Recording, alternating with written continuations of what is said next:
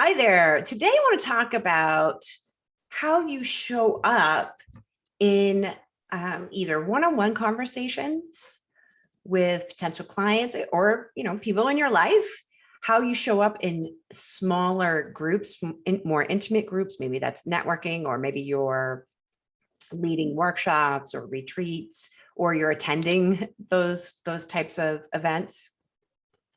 And yeah, sales calls too, right?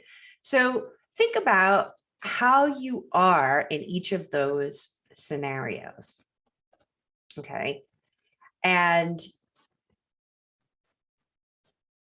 when you're in a group and you have the opportunity to share yourself with that group and to share your expertise, talk about your expertise, how do you approach that? Now, I've seen this done lots of different ways. I've done this lots of different ways, from really over preparing, like running through my elevator pitch on the way to the meeting, like millions of times. I can't tell you how many hours I've spent in the car practicing and rehearsing and really getting it down so that I could show up put together. Okay. And the truth about me is that part of being prepared feels good to me. It's when I go too far with it. Okay. So there was a learning process that I had to go through, where at some point you're prepared and you can just let it go and relax. But if you're rolling up into a meeting in that energy of, I gotta have it perfect. I gotta have it perfect. I gotta say it perfect. I gotta have it perfect. It makes it really hard to connect with everybody else that's there, right? To connect with yourself and connect with everybody else when you're so focused on, I gotta get it right, right? Another thing that I've noticed in networking meetings, and maybe you've noticed this too, where you've got the person who looks like they've got it all together, they've got a successful business, and they're walking around and they're engaging and they're very charismatic, and you can tell that they're smart and they really know their stuff, and they're trying to fix everybody's problem. They're trying to solve everybody's problem. They're trying to give and give and give and give, and they haven't even been asked. Okay. So, and they're done that. Okay. So don't feel bad about that, but notice if you do that from time to time, or maybe you do that every time when you're in a networking opportunity. And that's not to say, if that feels good and right for you, okay, right? Take what I'm saying, however it resonates for you. But if there's something inside you that's driving that need to prove your worth, your value, your expertise, to prove to others, right? If you feel like you're in some way, you get the sense like, I'm playing a role here. Like, people are not going to hire me unless I fix their problem, right? If you're feeling like you get the sense like, performing, like I can sense that I'm pushing here, right? It can be a really subtle thing. I had this happen recently with a client where I was pushing, and I had the sense that it was more than simply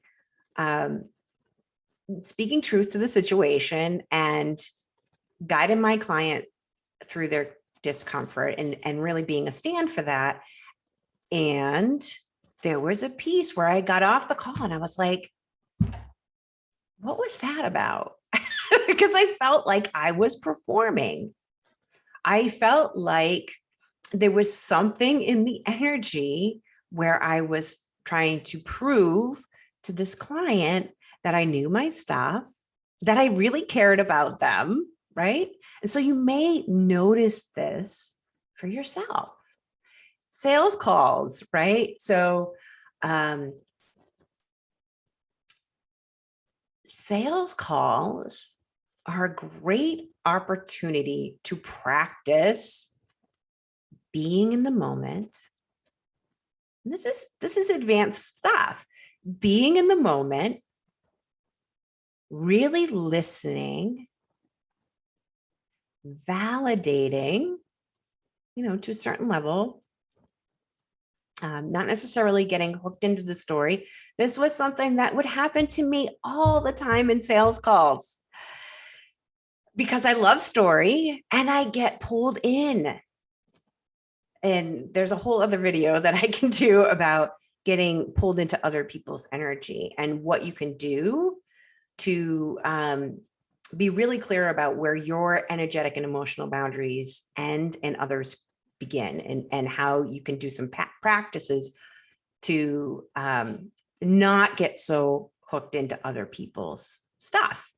But in the beginning, this would happen to me where I would just be leaning so far in, and I would completely lose control of the sales conversation, right? I was getting hooked into their story. So how are you showing up in these different places in your business? Are you coming from a place of maybe over functioning? Maybe you see like all the possibility and the potential for your client, and they might not see it yet, and they may eventually see it, right?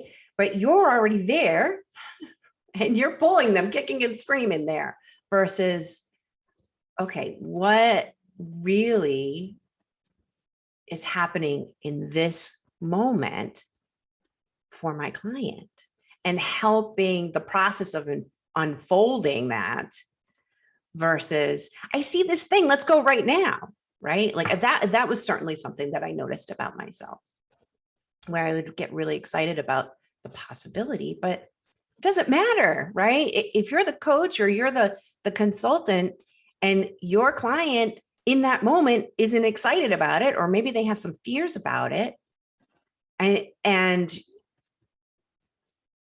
your level is so beyond what theirs is in that moment, that doesn't matter.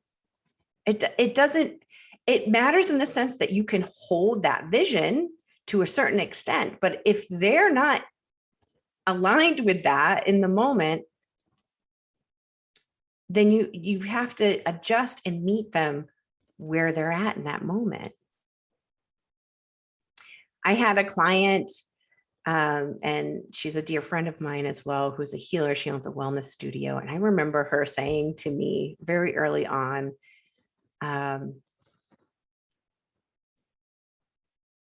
it's really important to know what's yours to carry. It's really important to know what's yours to carry. And so what I didn't quite, like, I heard it and I logically got it, but I actually didn't truly understand that until I started to do a lot of healing work around my own patterns of overfunctioning, of fixing and proving and playing a role that I thought others wanted me to play,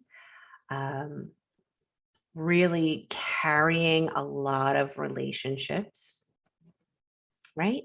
And a lot of that had to do with not having very good energetic and emotional boundaries. And that all came from childhood. This was all really deeply rooted in number one, some of it is from childhood and some of it is just the way I am, right? And some of this may be the way you are. You may be highly sensitive and highly empathic and picking up on other people's stuff. And when you're born that way, and perhaps born into a family of origin that might not really understand that about you, it can be really easy to not understand it about yourself, right? Because you're a kid, you're just doing you, and you're just in the moment, and other people feel good around you, right? And so they're pulling on that, they're hooking into that, maybe not intentionally, sometimes it's intentional. And so it's very easy to get hooked into these patterns and these ways of being, right? And so there's some work that you may need to do when you start to notice these things. So I'm curious if you've seen yourself do any of these things, like, trying to fix everybody's problem, trying to always offer advice. Here's the other thing too. We get so much in the coaching industry, in the consulting industry, in the online world, right? Online marketing, give value, give value, give value, give value. We're always getting this message of give, give, give, give, give, right? And yes, of course, right? You want to show that what you have to offer has value. You do want to buy, you do want to provide, you do want to serve, right? But that's already within you. People can sense that. People know when you're coming from a genuine place without you over giving, or without you giving to the point where you're not getting back, right? So think about that. Are you pushing? Do you notice yourself pushing? Do you notice yourself fixing? Do you over deliver, whether it's with your clients or maybe with prospects? How is this showing up for you in your business? I'd love to hear what this brings up for you. So leave a comment below.